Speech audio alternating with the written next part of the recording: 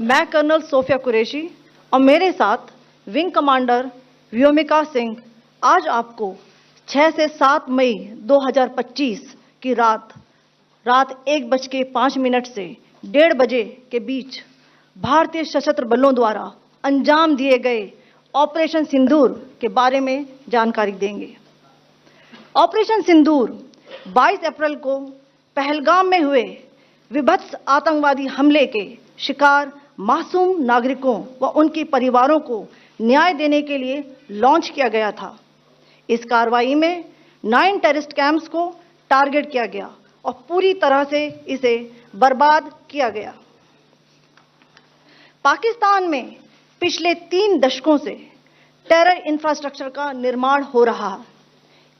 इसमें recruitment, indoctrination centres, training areas व launch pad शामिल थे, जो पाकिस्तान और पाक अधिकृत जम्मू कश्मीर POJK दोनों में फैले हैं। Operation Sindoor was launched by Indian Armed Forces to deliver justice to the victims of Pahalgam terror attack and their families. 9 terrorist camps were targeted and successfully destroyed. Over the last 3 decades, Pakistan has systematically built terror infrastructure. It is a complex web of recruitment and indoctrination centers, training areas for initial and refresher courses, and launch pads for handlers. These camps are located both in Pakistan as well as Pakistan-occupied Jammu and Kashmir areas. Some of the well-known training camps are located, as you can see on the screen. They are distributed from Savai Nala in the north, counting to approximately 21, ending at Bhagalpur to the south. इन लक्ष्यों का चयन विश्वसनीय intelligence सूचनाओं के आधार पर हुआ ताकि आतंक गतिविधियों की रीढ़ तोड़ी जा सके, और यह खास ध्यान दिया गया कि निर्दोष नागरिकों और सिविलियन इंस्टॉलेशन को नुकसान न पहुंचे।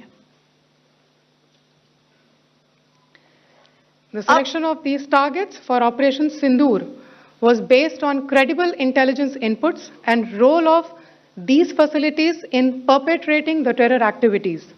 The locations were so selected to avoid damage to civilian infrastructures and loss of any civilian lives. This was done with due diligence, and the camps selected for targeting and their engagement will now be shown to you one by one. POJK के target मैं आपको बताना चाहूंगी। सबसे पहले सवाई नाला camp Muzaffarabad, जो कि POJK के लाइन ऑफ कंट्रोल से 30 किलोमीटर दूर है। यह एक लश्कर तोयबा का ट्रेनिंग सेंटर था। 20 अक्टूबर 2024 सोनमर्ग, 24 अक्टूबर 24 गुलमर्ग, 22 अप्रैल 2025 पहलगाम, इन हमलों के आतंकियों ने यहीं से प्रशिक्षण लिया था। सैयदना बिलाल कैंप मुजफ्फराबाद, यह एक जैश ए मोहम्मद का स्टेजिंग एरिया है। यह हथियार, विस्फोटक और जंगल सर्वाइवल ट्रेनिंग का केंद्र भी था। गुलपुर कैंप कोटली, यह LOC से 30 किलोमीटर दूर था। लश्कर तोयबा का बेस था, जो रजौरी, पुंछ में सक्रिय था।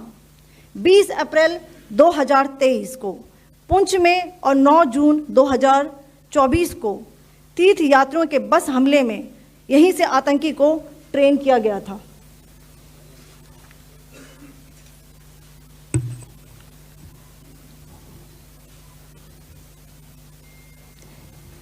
बरनाला कैंप बिंबर, ये LOC से 9 किलोमीटर दूर है। यहाँ पर हथियार, हैंडलिंग, IED व जंगल सर्वाइवल का प्रशिक्षण केंद्र था। अब्बास कैंप कोटली,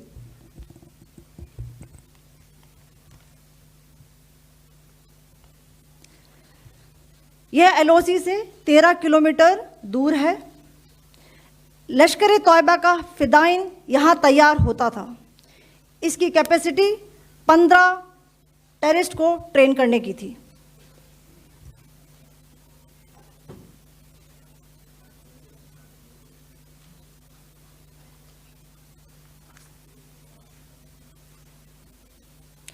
अब मैं पाकिस्तान के अंदर के टारगेट से अवगत कराना चाहूंगी। पहला, सर्जिकल कैंप सियालकोट।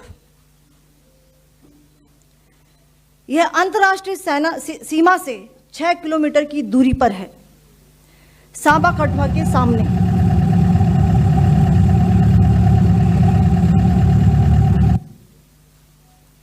मार्च 2025 में जम्मू एंड कश्मीर पुलिस के 4 जवानों की जो हत्या की गई थी, उन आतंकवादियों को इसी जगह पर ट्रेन किया गया था।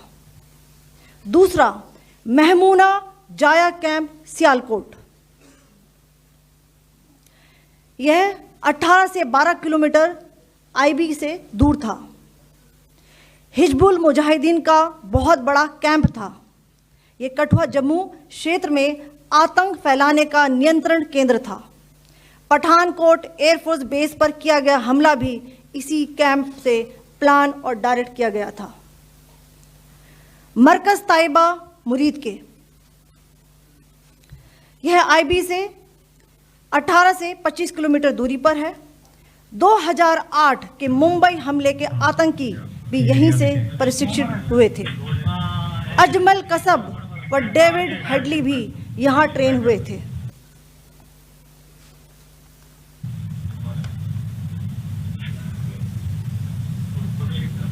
आगे दूसरा आया।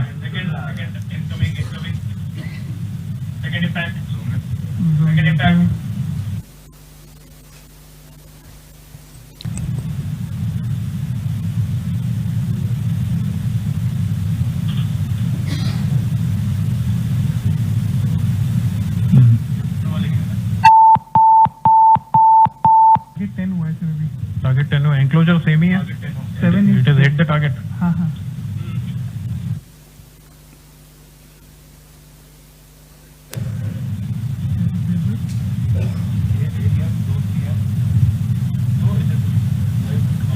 तीन आ गया सर इम्पैक्ट।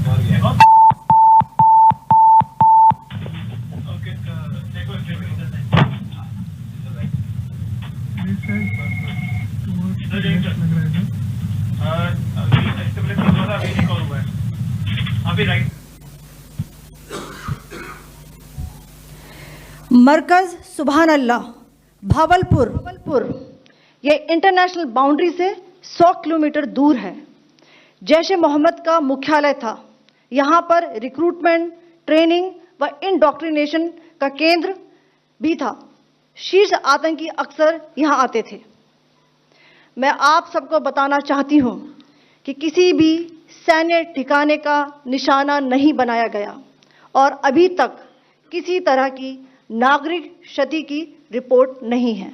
धन्यवाद। जय Hind. The strike on the terror camps were undertaken through precision capability.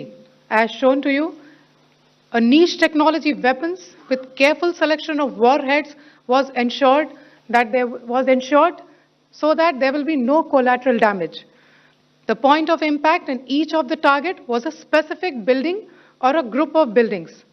All the targets were neutralized with clinical efficiency, and the results reiterate the professionalism of the Indian Armed Forces in the planning and execution of their operations.